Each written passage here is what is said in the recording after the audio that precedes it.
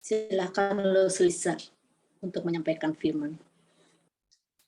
Ya, selamat malam Bapak Ibu yang dikasih Tuhan. Mari kita berdoa sebelum kita merenungkan firman Tuhan bersama-sama. Mari kita berdoa.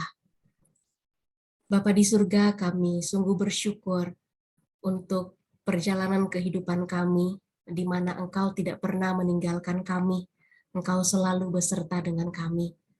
Kami bersyukur Tuhan di tengah minggu ini, di tengah semua kesibukan kami memiliki waktu untuk sejenak duduk tenang di kaki-Mu, bersama-sama berdoa, menyatukan hati kami untuk menyembah Engkau, dan boleh memuji memuliakan akan Engkau. Tuhan, pada malam hari ini kami mau membaca firman-Mu. Tuhan, biarlah firman-Mu ini boleh terbuka di hadapan-Mu untuk kami renungkan, kami pahami bersama-sama. Tuhan beserta dengan kami. Kami rindu firman-Mu pada malam hari ini boleh mengajar kami. Biarlah mata hati kami boleh kami buka untuk mendengar akan firman Tuhan. Terima kasih Bapa, berkati hamba-Mu, berkati kami semua yang akan merenungkan firman Tuhan. Tidak ada satu hal pun yang membatasi Engkau untuk berbicara kepada kami. Bahkan hamba-Mu pun tidak membatasi firman-Mu diberitakan bagi setiap jemaat-Mu pada malam hari ini. Berbicaralah kepada setiap kami ya Tuhan, karena kami siap merenungkan firman-Mu. Di dalam nama Tuhan Yesus kami bersyukur dan kami berdoa. Amin. Bapak Ibu yang dikasih Tuhan, mari kita membuka firman Tuhan dari Yohanes pasal 3 ayat 1 sampai ayatnya yang ke-15. Judul perenungan kita pada malam hari ini adalah Apakah Aku Orang Percaya? Yohanes pasal 3 ayat 1 sampai 15, saya akan membacakan untuk kita sekalian, Bapak Ibu dapat mengikuti melalui slide yang sudah ditampilkan. Yohanes pasal 3 ayat 1 sampai 15, demikian firman Tuhan. Adalah seorang Farisi yang bernama Nikodemus, seorang pemimpin agama Yahudi. Ia datang pada waktu malam kepada Yesus dan berkata, "Rabi, kami tahu bahwa engkau datang sebagai guru yang diutus Allah, sebab tidak ada seorang pun yang dapat mengadakan tanda-tanda yang engkau adakan itu, jika Allah tidak menyertainya." Yesus menjawab katanya, "Aku berkata kepadamu, sesungguhnya jika seorang tidak dilahirkan kembali, ia tidak dapat melihat kerajaan Allah." Kata Nikodemus kepadanya, "Bagaimanakah mungkin seorang dilahirkan kalau ia sudah tua? Dapatkah ia masuk kembali ke dalam rahim ibunya dan dilahirkan lagi?" Jawab Yesus, "Aku berkata kepadamu, sesungguhnya jika seorang tidak dilahirkan dari air dan roh, ia tidak dapat masuk ke dalam kerajaan Allah. Apa yang dilahirkan dari daging adalah daging, dan apa yang dilahirkan dari roh adalah roh. Janganlah engkau heran, karena aku berkata kepadamu, kamu harus dilahirkan kembali. Angin bertiup kemana ia mau, dan engkau mendengar bunyinya, tetapi engkau tidak tahu dari mana ia datang, atau kemana ia pergi. Demikianlah halnya dengan tiap-tiap orang yang lahir dari roh." Nikodemus menjawab katanya, "Bagaimanakah mungkin hal itu terjadi?" Jawab Yesus, "Engkau adalah pengajar Israel dan engkau tidak mengerti hal-hal itu? Aku berkata kepadamu, sesungguhnya kami berkata-kata tentang apa yang kami ketahui, dan kami bersaksi tentang apa yang kami lihat, tetapi kamu tidak menerima kesaksian kami. Kamu tidak percaya, walau aku berkata-kata dengan kamu tentang hal-hal duniawi. Bagaimana kamu akan percaya kalau aku berkata-kata dengan kamu tentang hal-hal surgawi? Tidak ada seorang pun yang telah naik ke surga selain daripada Dia yang telah turun dari surga, yaitu Anak Manusia. Dan sama seperti Musa meninggikan ular di padang gurun, demikian juga Anak Manusia harus ditinggikan, supaya setiap orang yang percaya kepadanya beroleh hidup yang kekal. Amin. Demikian firman Tuhan.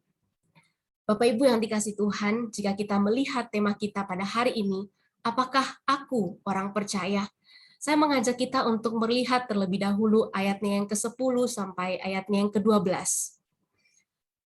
Di sini Bapak Ibu dituliskan bahwa jawab Yesus, engkau adalah pengajar Israel Jadi pada waktu itu Nikodemus datang bertanya kepada Yesus dan kemudian bertanya banyak hal, dan di satu bagian Yesus berkata, "Bukankah engkau pengajar Israel? Mengapa engkau tidak mengerti hal-hal ini?" Kemudian di sini dikatakan bahwa Yesus berkata lagi, "Aku berkata kepadamu, sesungguhnya kami berkata-kata tentang apa yang kami ketahui dan kami bersaksi tentang apa yang kami lihat, tetapi kamu tidak menerima kesaksian kami. Kamu tidak percaya." Ada bagian itu, Bapak Ibu. Nah, Bapak Ibu yang dikasih Tuhan, kata "aku berkata kepadamu" yang saya berikan tanda ungu, Bapak Ibu, itu muncul 3 kali di dalam perikop yang kita baca hari ini. Ayatnya yang ketiga, ayatnya kelima, dan ayat yang ke-11. Ini bermakna berbeda. Kalau yang ayat 3 dan ayat 5 itu dituliskan dengan bentuk tunggal. Itu ditujukan kepada satu orang. Nah, kalau kita melihat di dalam perikop ini, di ayat sebelumnya berbicara personal kepada Nikodemus. Sedangkan yang ayat 11 itu dituliskan dalam bentuk jamak. Nah, artinya Bapak Ibu, kata-kata itu ditujukan bukan spesifik kepada Nikodemus, tetapi kepada banyak orang. Nah, siapakah yang ditujukan itu? Nah, yang ditujukan itu adalah pengajar-pengajar Israel atau orang-orang Farisi atau pemimpin-pemimpin agama yang pada waktu itu diwakili oleh Nikodemus. Bapak Ibu, Nikodemus adalah seorang orang Farisi, pemimpin agama pada waktu itu, tapi malam itu dia diam-diam datang kepada Yesus. Tetapi di ayat 11 ini, Yesus berbicara secara lebih luas kepada para pemimpin-pemimpin agama, para orang-orang Farisi itu. Bapak Ibu, pertanyaannya adalah, siapa sih mereka ini? Siapa sih orang-orang Farisi ini? Bapak Ibu, mereka adalah warga teladan di Israel pada waktu itu, yang diterima sebagai pemimpin berdasarkan semangat mereka itu untuk menghidupi hukum Taurat. Jadi mereka ini disebut pemimpin-pemimpin agama Yahudi pada waktu itu, orang-orang Farisi, karena mereka itu lebih mementingkan hukum Taurat detil demi detil untuk mereka lakukan. Tetapi Bapak Ibu, mereka kemudian terjebak ke dalam kesombongan. Karena apa? Mereka menganggap diri mereka lebih baik daripada orang lain karena mereka hafal hukum Taurat, mereka mengikuti detil-detil hukum Taurat. Bapak Ibu yang dikasih Tuhan, kelihatannya mereka itu setia dan bersemangat akan hukum Taurat, tetapi hanya untuk membela diri mereka sendiri. Kemudian mereka menjadi sombong. Mereka itu tidak percaya bahwa Yesus itu berasal dari Allah. Dan itulah yang menjadi ketidakpercayaan mereka. Dan dalam hal ini, Yesus mau mengajarkan sesuatu lebih spesifik kepada Nikodemus pada waktu itu. Bapak Ibu, mari kita melihat ternyata apa yang menjadi ketidakpercayaan daripada orang-orang Yahudi atau pemimpin-pemimpin agama pada waktu itu. Saya mengajak kita melihat ayat 11 dan ayat 12.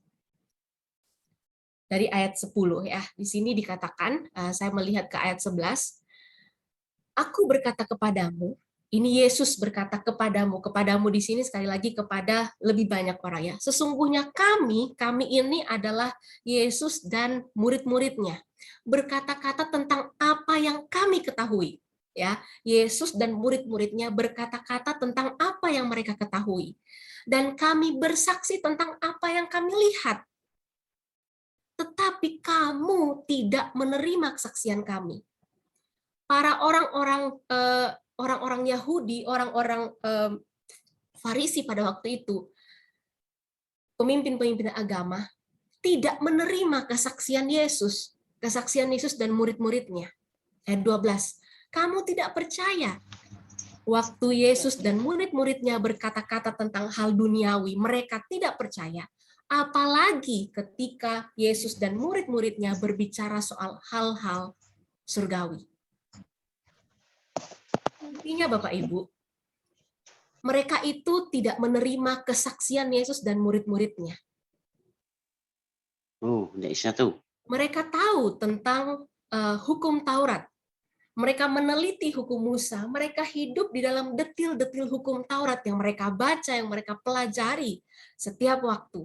Tetapi di sini dikatakan bahwa Yesus sendiri, dan ketika Yesus memberi kesaksian tentang apa yang mereka ketahui dan apa yang mereka lihat, mereka tidak menerimanya.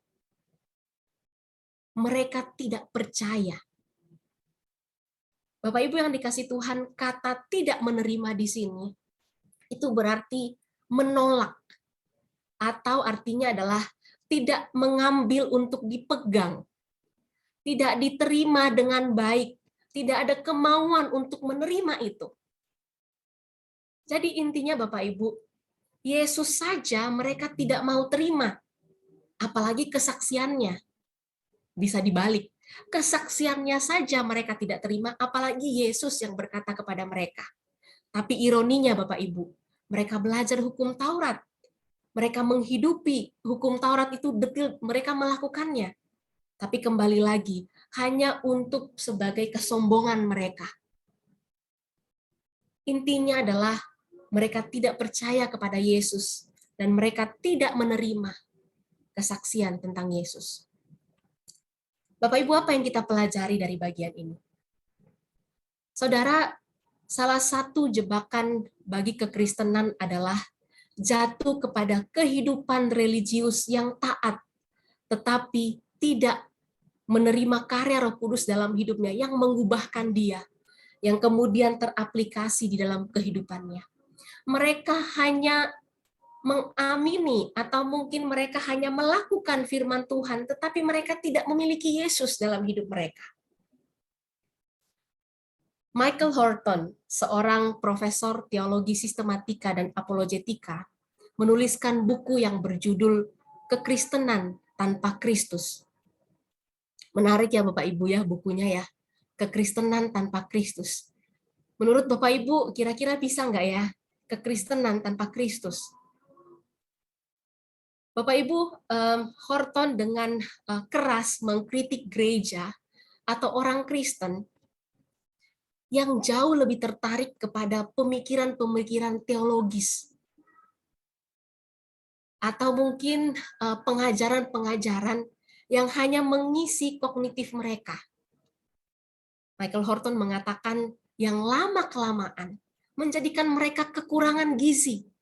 Bukannya lebih baik bertambah nutrisi, tetapi mereka kekurangan gizi. Karena apa? Pemikiran-pemikiran teologis itu mereka hanya pelajari tanpa menerima Yesus, tanpa memiliki Kristus di dalam hidup mereka.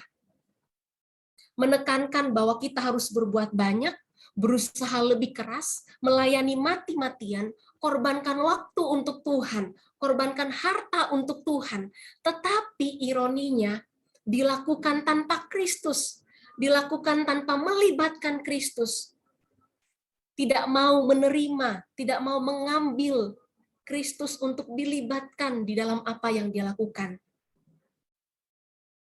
Michael Horton mengatakan, orang-orang seperti ini tidak percaya kepada Yesus, walaupun mereka adalah orang Kristen. Mereka adalah orang-orang yang tidak mau menggunakan caranya Tuhan, walaupun mereka hidup menganggap diri mereka orang Kristen dan hidup dengan aturan-aturan kekristenan. Bapak Ibu yang dikasih Tuhan, hal ini mengingatkan kepada kita bagaimana kita di hadapan Tuhan sebagai orang-orang yang percaya kepadanya. Apakah kita menjadikan firman Tuhan yang kita baca hanya sebagai pengetahuan kognitif kita saja, tetapi kita melupakan pribadi Yesus, pribadi Kristus, dan itu yang paling penting dalam kehidupan kita. Bapak Ibu yang dikasih Tuhan, rasa-rasanya Nikodemus hampir jatuh ke dalam lubang yang sama. Tetapi bersyukur tidak Bapak Ibu. Mari kita melihat Bapak Ibu, apa yang menjadi percakapan Yesus dan Nikodemus pada malam hari itu. Bapak Ibu, banyak orang, banyak penafsir yang menyatakan kenapa sih si Nikodemus ini datang kepada Yesus itu malam-malam gitu, kenapa nggak siang? Ada yang mengatakan kayaknya dia takut deh ketahuan gitu, ketahuan oleh pemimpin agama lain bahwa si Nikodemus ini datang kepada Yesus.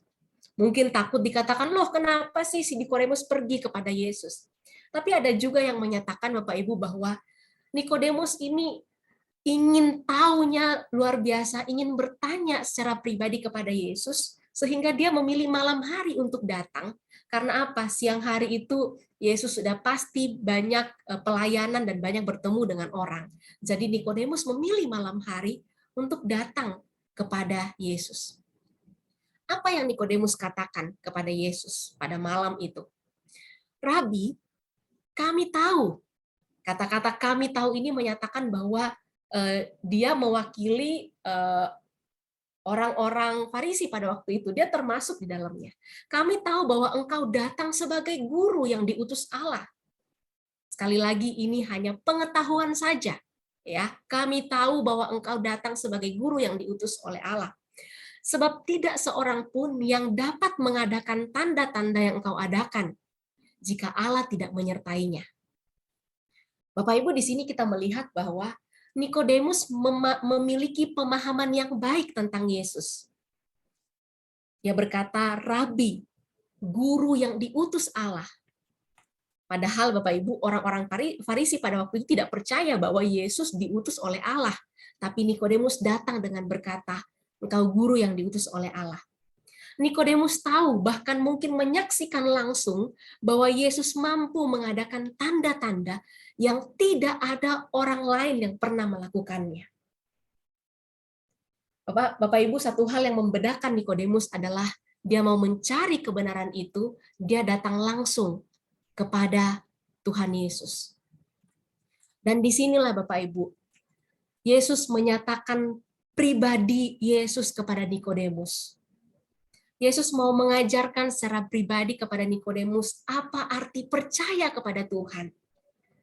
Dan di sini juga kita melihat betapa terbukanya Yesus untuk menerima Nikodemus, berbincang-bincang dengan dia, dan Yesus menuntun Nikodemus untuk melihat siapa Yesus yang dengannya berbicara pada malam itu. Yesus berfokus kepada jiwa Nikodemus yang datang bertanya kepadanya. Disinilah Yesus berkata, aku berkata kepadamu, sesungguhnya jika seorang tidak dilahirkan kembali, ia tidak dapat melihat kerajaan Allah. Kemudian Nikodemus bertanya, bagaimana bisa dilahirkan kembali kalau orang itu sudah tua? Bisakah masuk dalam rahim ibunya? Yesus berkata sekali lagi, aku berkata kepadamu, sesungguhnya jika seorang tidak dilahirkan dari air dan roh, ia tidak dapat masuk ke dalam kerajaan Allah. Apa yang lahir dari daging adalah daging, dan apa yang dilahirkan dari roh adalah dari roh. Bapak Ibu yang dikasih Tuhan, di pasal sebelumnya, pasal 1 ayat 12 sampai ayat 13, di sana dikatakan, tetapi semua orang yang menerimanya, menerima kuasa Tuhan, menerima Yesus, diberinya kuasa supaya menjadi anak-anak Allah, yaitu mereka yang percaya dalam namanya. Orang-orang yang diperanakkan bukan dari darah atau dari daging, bukan pula secara jasmani oleh keinginan seorang laki-laki, melainkan dari Allah. Bapak Ibu, saya menggarisbawahi kata dari Allah, kemudian Yohanes 3 ayat 3 dilahirkan kembali, dan kemudian pasal 3 ayat 5 dilahirkan dari air dan roh. Bapak Ibu yang dikasih Tuhan, kata kembali di sini, kata dari frasa dilahirkan kembali, itu bukan hanya berarti kembali, tetapi maksudnya adalah dari atas. Bukan hanya dilahirkan kembali, tetapi dilahirkan dari atas. Bapak Ibu, ternyata kata dilahirkan dari atas ini itu bermakna yang dalam sekali bagi Yesus, dan dia mau ajarkan kepada Nikodemus pada waktu itu. Yesus ingin meruntuhkan pemahaman Nikodemus dan ingin membangun kembali, menggantikan pemahamannya bahwa selama ini yang dia percaya itu sebenarnya salah. Bapak Ibu, dilahirkan kembali atau dilahirkan dari atas memiliki makna bahwa seseorang itu artinya ia harus terlebih dahulu menjadi penerima anugerah yang cuma-cuma dari Allah. Sekali lagi saya ulang Bapak Ibu, dilahirkan kembali atau dilahirkan dari atas, ia harus terlebih dahulu menjadi penerima anugerah yang cuma-cuma dari Allah. Bapak Ibu, konsep ini penting sekali, menjadi penerima anugerah Allah. Artinya bahwa bukan berdasarkan apa yang kita lakukan, tetapi itu pemberian dari Allah. Dari atas, pemberian dari Allah. Ketika orang-orang Farisi mendasarkan percaya mereka tentang apa yang mereka lakukan, tentang kesempurnaan mereka melakukan hukum Taurat, Yesus mau menggantikan pemahaman ini bagi Nikodemus, bahwa bukan itu. Ketika dikatakan engkau harus dilahirkan kembali, engkau harus dilahirkan dari atas, artinya engkau harus menjadi penerima kasih karunia, penerima anugerah yang cuma-cuma dari Allah. Itu artinya bukan karena dirimu, bukan karena orang-orang Farisi yang melakukan kesempurnaan hukum Taurat, tetapi itu adalah anugerah Allah. Itu adalah inisiatif Allah, inisiatif dari atas, pemberian dari atas. Selanjutnya Bapak Ibu, hal ini menarik ketika Yesus melanjutkan dengan menjelaskan siapa dirinya kepada Nikodemus. Selanjutnya, ayat 13, ayat 16, dan kemudian ayat 17. Di sini dikatakan demikian. Yesus berkata, Yesus mau menjelaskan siapa dirinya. Tidak ada seorang pun yang telah naik ke surga selain daripada Dia yang telah turun dari surga, yaitu Anak Manusia. Ayat 16. Ayat yang kita hafal semuanya. Karena begitu besar kasih Allah akan dunia ini, sehingga ia telah mengaruniakan anaknya yang tunggal, supaya setiap orang yang percaya kepadanya tidak binasa, melainkan beroleh hidup yang kekal. Ayat 17. Sebab Allah mengutus anaknya ke dalam dunia, bukan untuk menghakimi manusia, melainkan untuk menyelamatkannya oleh Dia. Bapak Ibu, perhatikan kata-kata yang saya beri tanda warna kuning. Kata Dia yang turun dari surga. Tadi kita belajar tentang lahir kembali itu, dilahirkan kembali, dilahirkan dari atas. Ini Dia yang turun dari surga. Ayat 16, Ia yang mengaruniakan anaknya. Ayat 17, Allah mengutus anaknya. Di sini anak manusia, anaknya, dan anaknya itu merujuk kepada Yesus itu sendiri. Ini berbicara mengenai inisiatif Allah untuk datang menyelamatkan orang-orang berdosa. Saudara, ini kembali membongkar pemahaman Nikodemus. Yang Nikodemus tahu, yang orang-orang Farisi percaya pada waktu itu, bahwa Yesus itu tidak berasal dari Allah. Yesus itu dari Galilea. Bahkan tidak ada yang baik yang berasal dari Galilea menurut pemahaman orang Farisi. Tetapi di sini Yesus secara pribadi mau menyampaikan kepada Nikodemus bahwa akulah Yesus yang berasal dari Allah dan oleh akulah orang-orang itu diselamatkan. Yesus menjelaskan kepada Nikodemus bahwa melalui Dialah seseorang itu mendapatkan hidup yang kekal. Ia harus dilahirkan kembali. Dan dia menjadi penerima anugerah Allah. Bukan karena seberapa sempurnanya ia melakukan hukum Taurat. Betapa salehnya dia, bukan. Tapi itu semata-mata karena karya Allah bagi dia. Bapak Ibu, dua hal yang kita pelajari pada malam hari ini. Jika orang Farisi tidak percaya bahwa Yesus berasal dari Allah, Yesus menyatakan dirinya kepada Nikodemus dan kepada kita bahwa dialah yang diutus oleh Allah agar setiap orang yang percaya kepadanya mendapatkan hidup yang kekal. Yang kedua, jika orang Farisi tidak percaya kepada kesaksiannya, bahkan tidak percaya kepada pribadi Yesus, mereka lebih berfokus kepada kesalehan hidup mereka. Maka Yesus menekankan kepada Nikodemus dan kepada setiap kita, yang terpenting adalah kita menerima Yesus yang diutus oleh Allah, bukan kepada kemampuan kita melakukan hukum Tuhan, tetapi sungguh-sungguh menerima Dia di dalam kehidupan kita. Saudara, apakah ini yang menjadi dasar kepercayaan kita kepada Tuhan? Apakah atau apa yang kita percaya tentang Tuhan? Akankah kita mendasarkan percaya kita kepada apa yang kita lakukan atau berdasarkan kepada anugerah daripada Allah? Bapak Ibu yang dikasih Tuhan, ada seorang penulis puisi, yaitu Francis Thompson. Dia menuliskan satu puisi yang berjudul Anjing Pemburu dari Surga. Bapak Ibu, menarik ya judulnya ya, Anjing Pemburu dari Surga. Bapak Ibu, Thompson kemudian menuliskan apa yang ia rasakan. Dia menghabiskan masa kecilnya yang begitu sepi tanpa kasih sayang. Dan kemudian ia beberapa kali gagal di dalam kepengikutannya kepada Tuhan. Pada waktu itu kemudian dia menuliskan puisi ini. Dia berkata demikian, "Ku jauhi dia sepanjang malam dan selama siang.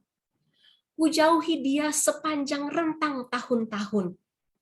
Ku jauhi dia dengan cara yang rumit. Ku bersembunyi darinya. Aku tidak mau bersama-sama dengannya. Tetapi dengan kaki yang kuat mengikuti aku, mengejar aku, dengan pengejaran yang tidak tergesa-gesa, dengan langkah yang tenang, dia mendapatkan aku." Bapak Ibu yang dikasih Tuhan, banyak orang yang berkata, kenapa harus menggambarkan Yesus itu sebagai anjing pemburu dari surga?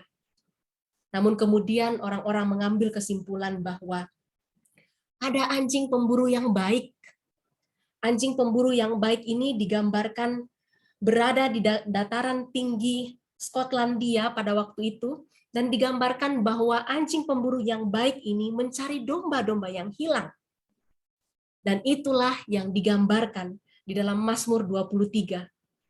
Di sana dikatakan, kebajikan dan kemurahan belaka akan mengikuti aku seumur hidupku. Mazmur 23, sekali lagi saya ulang, kebajikan dan kemurahan belaka mengikuti aku seumur hidupku. Para orang-orang yang membaca tulisan Francis Thompson ini kemudian menggali kata mengikuti ini.